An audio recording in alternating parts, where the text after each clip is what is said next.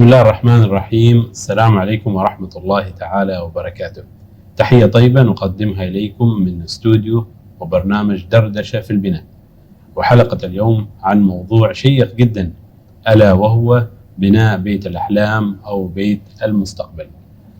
الكثير منا يرغب بأن يحصل على بيت أو سكن يليق بطموحاتهم، فيضع الكثير من الخطط لبناء البيت أو شراء منزل جديد، ولكن حتى لا نصطدم مع عوائق قد ندفع ثمنها باهظا. التخطيط السليم لعملية البناء وشراء الأرض، واختيار الاستشاري وخريطة البيت، وكذلك الاتفاق مع المقاول من أهم الخطوات التي يجب أن تكون قد اختيرت بعناية فائقة حتى نضمن الجودة ونحقق الأهداف والطموحات. اليوم معاي في الاستوديو المهندس سالم البرواني، هو نشط في برامج التواصل الاجتماعي وخبير في التشييد والبناء، وكذلك له كتب ومؤلفات في أسرار المقاولين.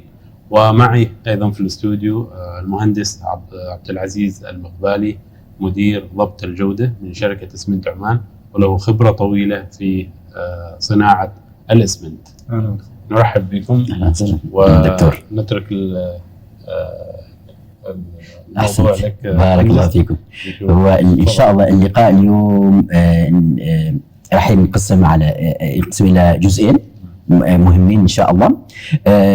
الجزء الأول بيكون عن شراء بيت سواء قديم أو جديد، والجزء الثاني عاد بنتكلم بالضبط بكل تفاصيله من البداية إلى النهاية، كيف تبني بيت جديد وكيف تختار الأمور الأخرى اللي أنت ذكرتها باشمهندس من شراء الأرض. مهم جدا. نعم صحيح. أنت راح تعطيهم اليوم نصائح مهمة وجميلة ومفيدة، وطبعا هذه النصائح هذه للمبتدئين، نحن يعني الناس اللي ما عندهم خبرة، وهذا هو اللي حاصل. ما في واحد يعني بيروح يشتري بيت الا ما عنده خبره وباغي بيت يعني يعيش فيه مع اهله. او الجانب الثاني لما تيجي تبني بيت، معظم الناس ممكن يكون 80% او اكثر، معظمهم ممكن بيبنوا بيوت او البيت مره واحده في حياته خلاص، الا اذا كان هو تاجر او مستثمر او شيء من هذا القبيل. فاليوم ان شاء الله في اهداف جميله ونصائح حلوه باذن الله سبحانه وتعالى. نبدأ نتكلم عن اختيار منزل جديد. كبداية طبعا الواحد يحط في باله باغي مدينة معينة، مكان معين، قريب من عمله، قريب من أهله، قريب من أهل الزوجة مثلا، وهذا هو اللي يحصل دائما. فخلاص أنت اخترت المكان، وطبعا المفروض يكون أنت درت وشفت الخارطة وعرفت ان ارضك وين بالضبط، في خدمات ما في خدمات. خدمات مثل ايش؟ مثلا محلات، مساجد او مسجد او حديقه. بنتكلم في هذه الامور بعدين بالتفصيل باذن الله سبحانه وتعالى. انا في شيء مهم جدا الا وهو الخارطه وتفاصيل الخارطه. يعني مثلا انت شفت بيت، وهذا طبعا من محاسن ان الواحد بدل ما يروح يتعب ويبني بيت في خلال 2 أو 3 سنوات، وطبعا امور كثيره تحصل عاده لما واحد يبني فعلا مشروع بناء، مشروع كبير. المحاسن بالنسبه لشراء البيت ان البيت جاهز، شفت التفاصيل. نعم، شفت كل التفاصيل من الابواب على امر الواقع. بالضبط يعني انت جاي مع الاهل، الناس بتعطيك نصائح، الاهل بيخبروك من هذاك الوقت ان حبيت المكان وحبيت البيت، هذا يريحك كصاحب القرار مثلا.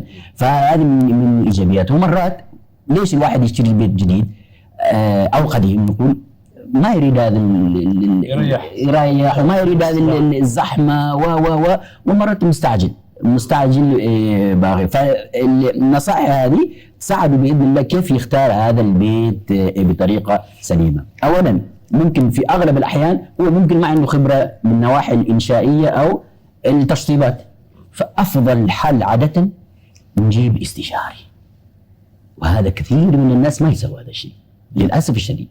استشاري فاهم شغل، ومن ضمن اشغالهم ترى ما فقط البيوت الجديده، الاستشاري ما يعطي نصائح للبيوت الجديده فقط او بيوت البناء اثناء البناء، لا، حتى البيوت الجديده والقديمه عند الشراء بيجي بيسوي لك شويه فحوصات، بيضرب هنا يضرب هناك ويشوف الارضيات ويروح فوق ينزل تحت يشوف السقف بعده يعني متماسك، الارضيات فيه صوت ولا لا، البلاستر زين، الاسباغ و ثم يعطيك نصيحه كصاحب بيت. طبعا انت بتعطي شويه يعني في رسوم معينه ترى، يعني هذه شركات في رسوم معينه، حتى اذا بغيت تقرير يكتب لك تقرير، ولكن الخارطه ايوه طبعا، وبنشوف الخرطه وبيخبرك من هناك، بيخبرك يا شيخ هذا البيت ممكن ما تقدر تبني فوقه اذا كان دور ارضي. فانت اذا ما كنت تعرف هذه التفاصيل وتيجي تشتري وتيجي تتفاجئ ان هذا البيت اصلا الاساسات ما رايحه تستحمل اي اوزان اضافيه. فاهمني؟ هذا كله مين يساعدك في هذه الوجه؟ الاستشاري. ايوه طبعا انت ممكن اذا عندك اصدقاء وكذا جيب كلهم الاستشاري مع الاصدقاء، واي حد ممكن يساهم في هذا الموضوع، لان هذا مشروع كبير مبالغ كبيره بعشرات الالاف. فنحن ننصح هذه الخطوه هذه ما يمرروها بسرعه الا بعد ما يطمئنوا وكل الناس مطمئنين باذن الله سبحانه وتعالى. انت تنصح انه اللي يريد يشتري بيت يروح اول شيء حل استشاري ياخذ منه استشاره معينه. لكن في بعض الناس او يعني اللي اشوف انه المشاكل الكثيره اللي تجي في بعض شراء البيت تظهر وين؟ تظهر في الاشياء المخفيه.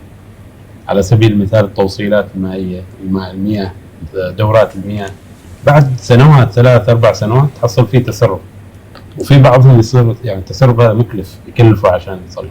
بالطبع. هذا هل الاستشاري يقدر يكشفها من البدايه؟ هو بيعطيك تقرير عن الاشياء اللي هو ممكن يشوفها، الاشياء الداخليه. على سبيل المثال بارك الله فيك ان انا في مواصفات المواد المستخدمه، اسمنت المستخدم في البناء، توصيلات ايوه مثلا عاده يكون عندهم فواتير، اللي بنى هذا البيت اكيد عنده فواتير.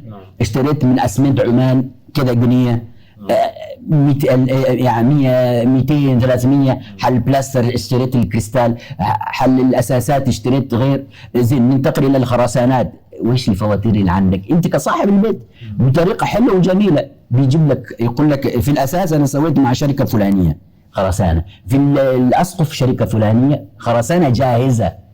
اما الخرسانات الاخرى مثل ما قلنا هذه يعني اشياء غير مقبوله الان، لان انت راح تبني بيت، تبيع بيت، نريد هذا البيت يطلع يعني جميل ومن غير اي مشاكل. بالنسبه الان لتسليكات دورات المياه والكهرباء، بالنسبه للكهرباء بالذات، الكهرباء عاده يجي ايوه مهندس كهربائي يقيس، وقبل كده طبعا يجي موجودين المفتشين حتى يعطوك الخدمات توصيل الكهرباء، هو بيجي يشيك المكان. واحد هذاك ممكن اقول انا 60-70% يعني المشكله اتحلت، ولكن في امور اخرى، نوعيه المواد، السويتشات، السوكيتات، الليتات، هذه الاشياء ممكن تشوفها من بدايه على طول، هذه اشياء رديئه او زينه. في بعض الاشياء انت ممكن لما تشتري بيت جديد وانت حاط في بالك ان انا بغير هذا، يعطيك بس سعر زين بغيرها.